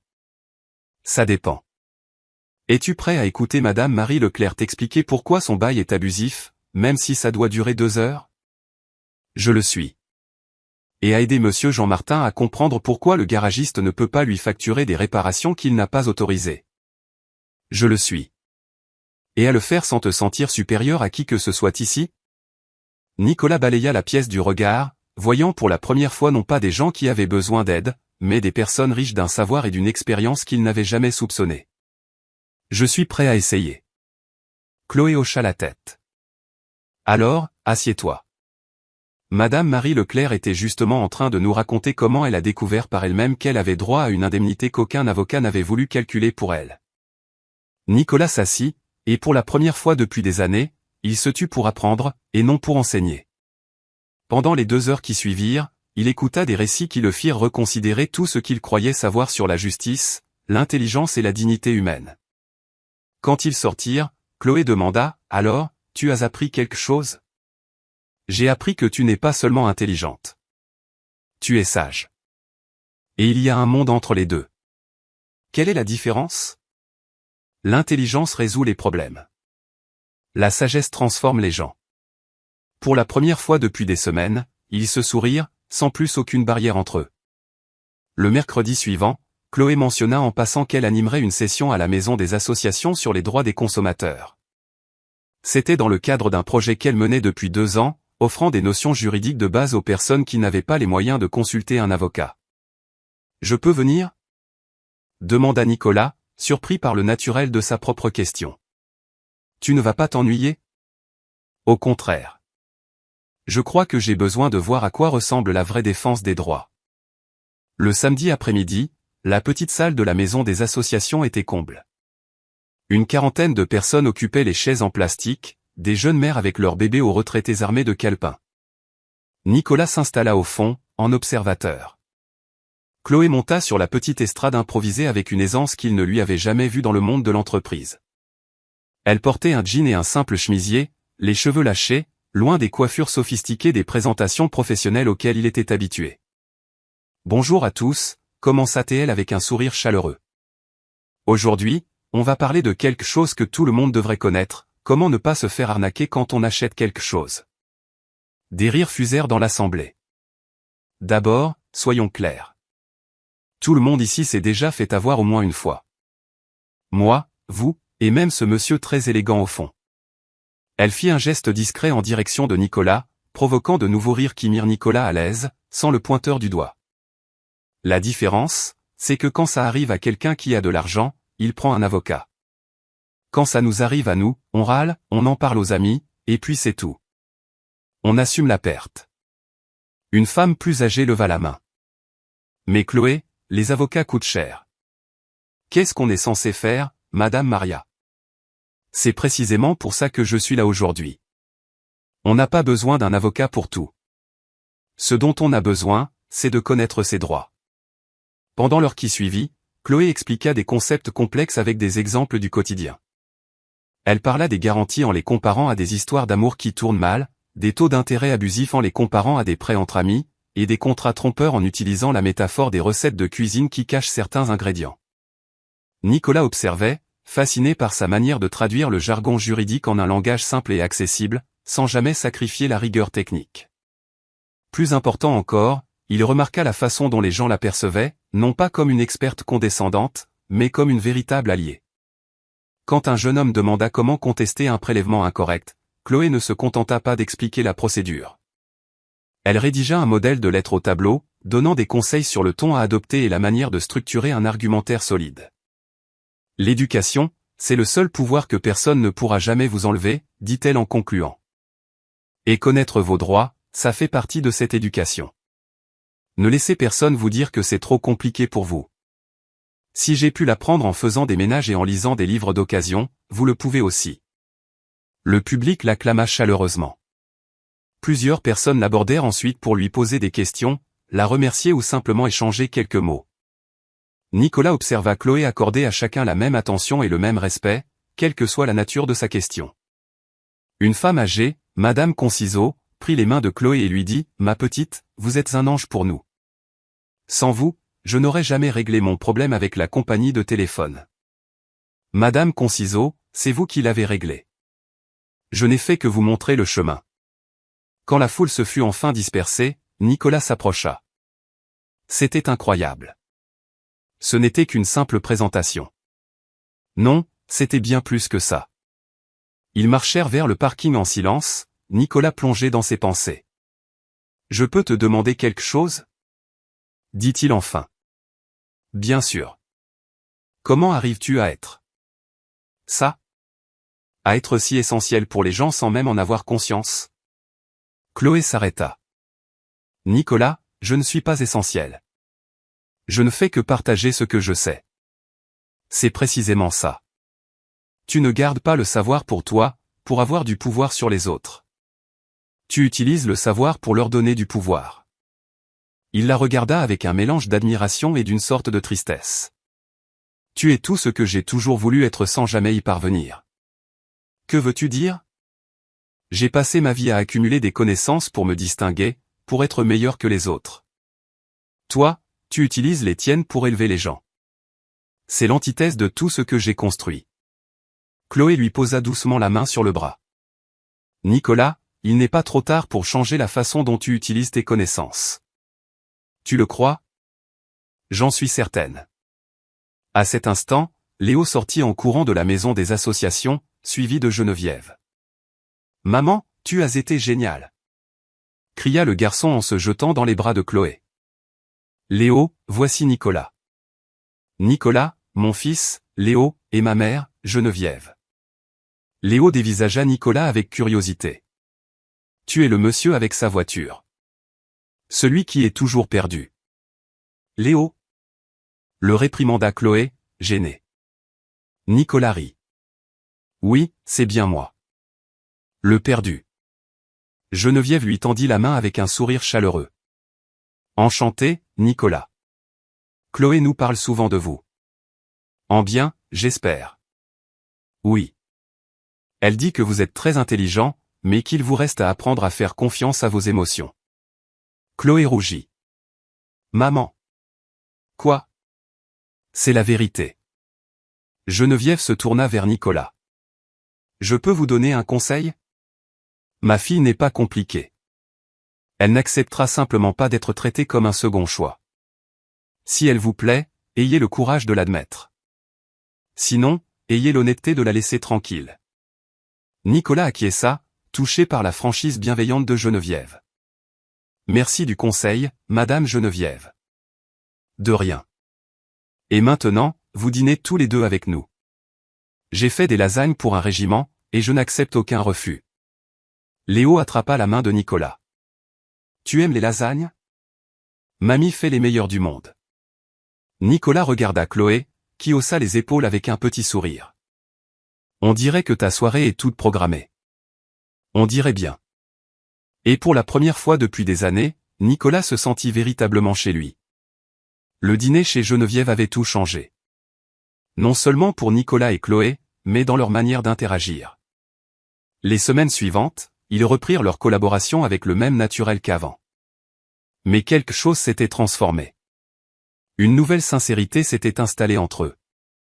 Chaque conversation semblait plus profonde, chaque silence plus chargé de sens. Nicolas commença à faire du bénévolat régulièrement à la maison des associations, non plus en tant qu'observateur, mais comme un membre actif. Il découvrit qu'enseigner les contrats commerciaux à de petits artisans de quartier lui apportait plus de satisfaction que de conclure le plus gros des contrats. Et Chloé observait cette métamorphose avec un mélange de fierté et de ce qu'elle pouvait enfin s'avouer à elle-même, de l'amour. La soirée annuelle de Morel et Associés était prévue pour le vendredi. C'était une tradition du cabinet, un événement élégant où clients, partenaires et employés se retrouvaient pour célébrer les succès de l'année. Nicolas y prononçait toujours le discours principal, un bilan technique des victoires et des jalons du cabinet. Mais cette année, ce serait différent. Ce matin-là, il alla trouver Chloé. « Il faut que tu sois là ce soir. J'aide toujours à l'organisation. » « Bien sûr que j'y serai. »« Non. Il faut que tu sois là en tant que... » « Toi. »« En tant que Chloé. »« Pas en tant qu'employé. » Elle le regarda, intriguée. « Qu'est-ce que tu prépares ? » ?»« Quelque chose que j'aurais dû faire il y a bien longtemps. » Ce soir-là, le hall principal de Morel et Associés était méconnaissable. Lumière dorée, compositions florales élégantes, musique feutrée. Environ 200 personnes déambulaient, un verre à la main. Chloé arriva dans une robe noire simple mais chic, achetée pour l'occasion. Elle tenait une petite pochette et arborait un sourire un peu nerveux. Léo était chez Geneviève, après avoir fait promettre à sa mère de tout lui raconter le lendemain. « Tu es magnifique », lui dit Nicolas en l'apercevant. Et pour la première fois, elle ne perçut pas cela comme un compliment professionnel. « Tu es très élégant, toi aussi. » Il portait un smoking noir impeccable, mais quelque chose dans sa posture avait changé. Il était moins rigide, plus humain. Pendant le cocktail, Chloé conversa avec aisance avec les clients et ses collègues. Plusieurs la reconnurent comme la femme de ménage virale, et elle accueillit leurs plaisanteries avec humour et grâce. Nicolas l'observait de loin, remarquant sa capacité à rendre chaque échange authentique. Maître Isabelle Petit, la numéro 2 du cabinet, s'approcha de Chloé. « Je peux vous faire une confidence ? Quand j'ai appris que Nicolas vous avait promu, j'étais sceptique. Je croyais que c'était une simple opération de communication après la vidéo. Et maintenant ? Maintenant, je comprends pourquoi il dit que vous êtes la personne la plus intelligente du cabinet. Et pourquoi il est si différent. » « Différent comment ? » demanda Chloé. « Plus humain. Plus heureux. Plus lui-même. » Quand l'heure du discours arriva, Nicolas monta sur la petite estrade. Il tapota délicatement son verre pour obtenir le silence. « Bonsoir à tous. Merci de nous rejoindre une fois de plus. » La salle se tut, s'attendant aux discours habituels sur les chiffres et les réussites. Chaque année, je monte sur cette estrade pour parler de nos succès, des dossiers que nous avons gagnés, des clients que nous avons conquis, des objectifs que nous avons dépassés. Et chaque année, vous m'écoutez poliment égrener des statistiques et remercier tout le monde pour le travail d'équipe. Quelques rires étouffés se firent entendre. Cette année est différente. Car cette année, j'ai appris quelque chose qui a radicalement changé ma vision de la réussite. Nicolas chercha Chloé dans la foule. Elle se tenait près d'un mur, tenant un verre de vin à peine entamé.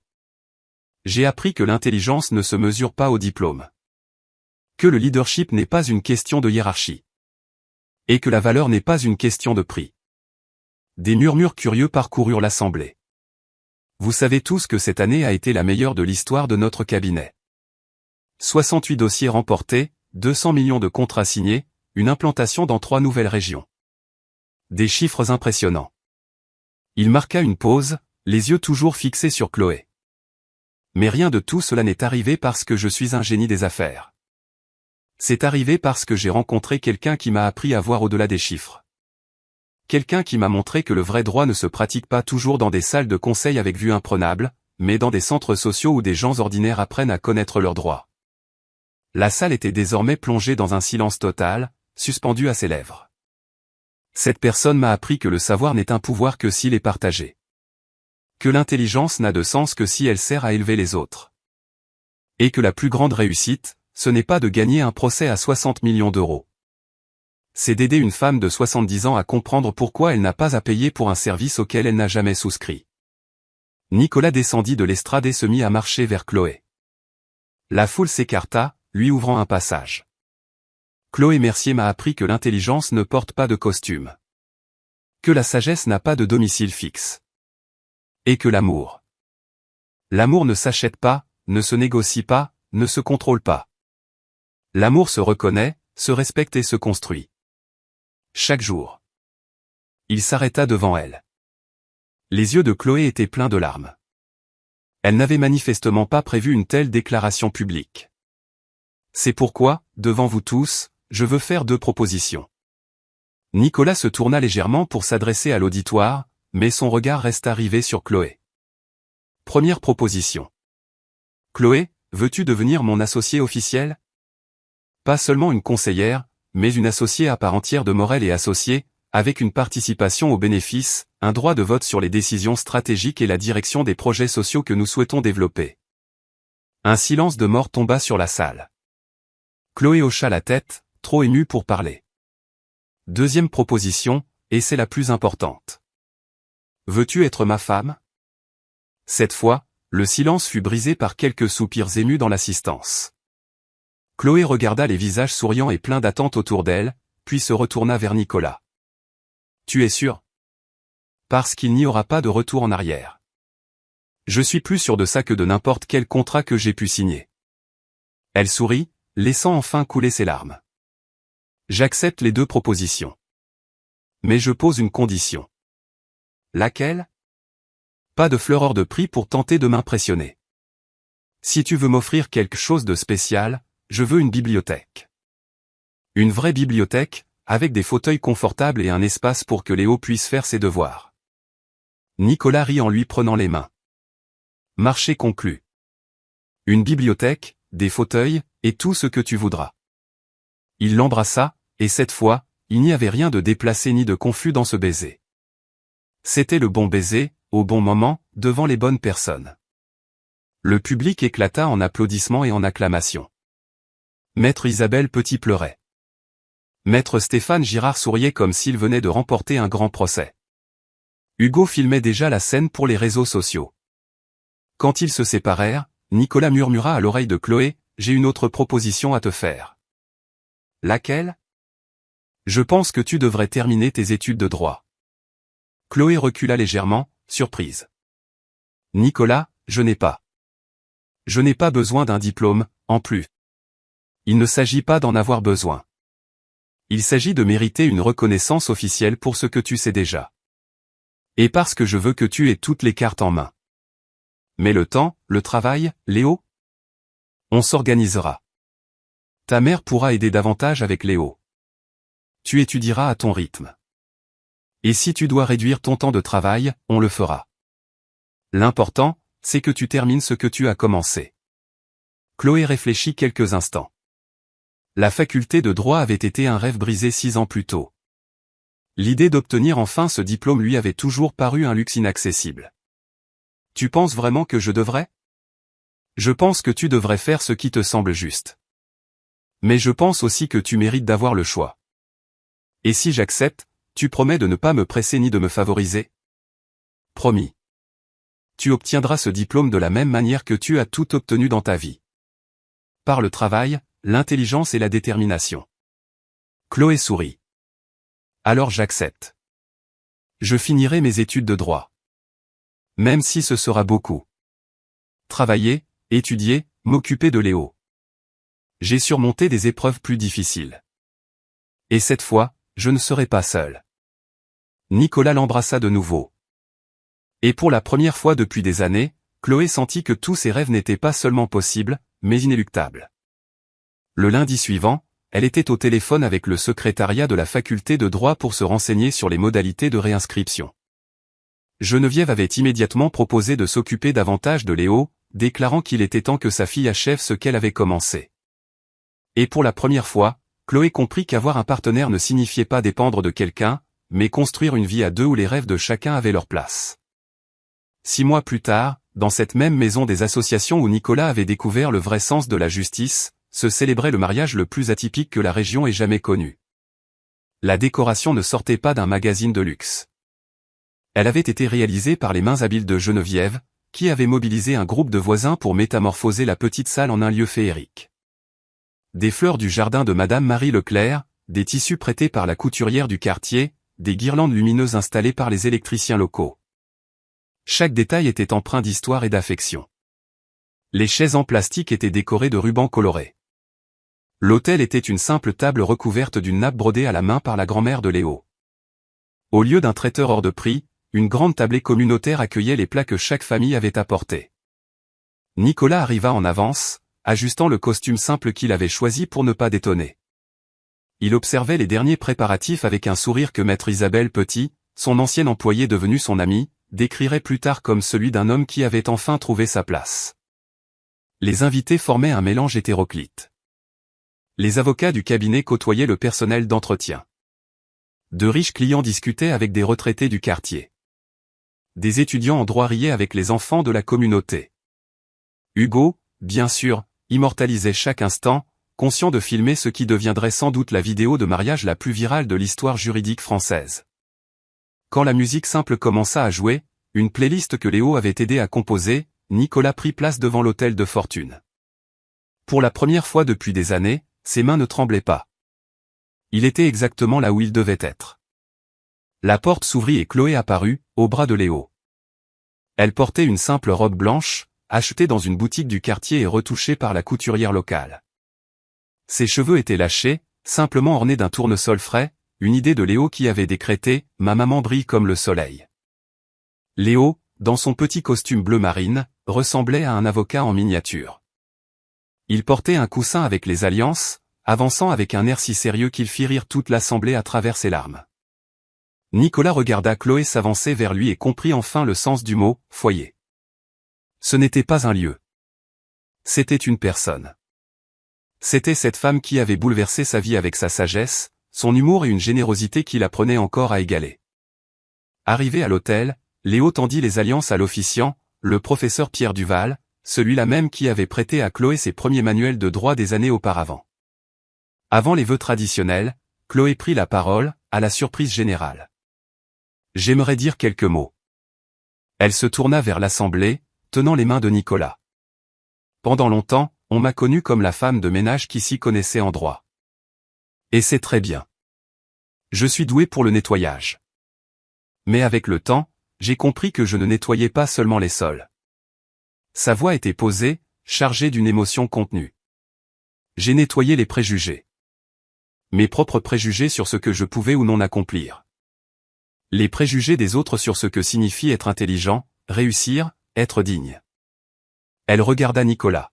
« Et j'ai aidé quelqu'un de très spécial à nettoyer ses préjugés aussi. Sur ce que signifie diriger, aimer et être profondément heureux. » Geneviève pleurait silencieusement au premier rang. Madame Marie Leclerc agitait son mouchoir. Maître Isabelle Petit et maître Stéphane Girard échangeaient des regards émus. Au moment de l'échange des alliances, Léo s'approcha solennellement de Nicolas et lui murmura une phrase que le micro capta, « Maintenant, c'est toi notre assistant. » D'accord ?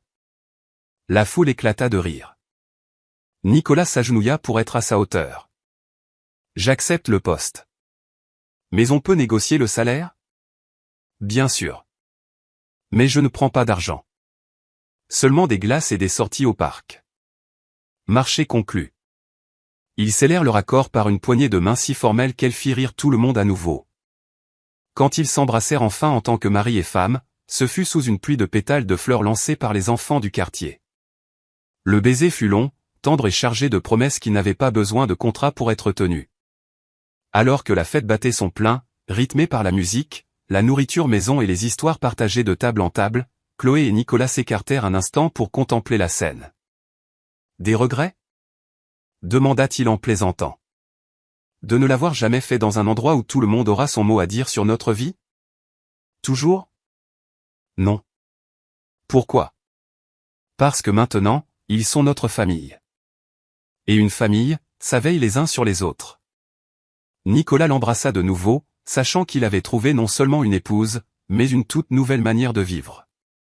Une vie où l'intelligence se mesurait à la profondeur de l'amour, la réussite allait d'apporter aux autres, et le bonheur était aussi simple que de partager une glace avec un petit garçon de 6 ans qui venait de gagner un beau-père prêt à être son assistant. Merci infiniment d'être resté avec nous jusqu'au bout de cette histoire. Si elle vous a ému, si elle vous a rappelé quelqu'un, une épreuve, une vérité que vous portez, n'hésitez pas à partager votre ressenti. Ce sont plus que de simples récits. Ce sont des vies, des cœurs, des combats. Une histoire touchante, une histoire vraie, une histoire porteuse de sens. Où que vous soyez dans le monde, j'aimerais savoir d'où vous nous écoutez. Votre soutien nous permet de continuer à raconter des histoires émouvantes, des histoires de famille et de dépassement de soi comme celle-ci. Si cette histoire a trouvé un écho en vous, pensez à laisser un like, à vous abonner et à nous retrouver pour d'autres récits inspirants. D'ici là, restez bienveillants, restez curieux. À la prochaine histoire. Rejoignez-nous pour partager des récits porteurs de sens en cliquant sur les boutons like et s'abonner. N'oubliez pas d'activer la cloche de notification pour commencer votre journée avec des leçons profondes et une sincère empathie.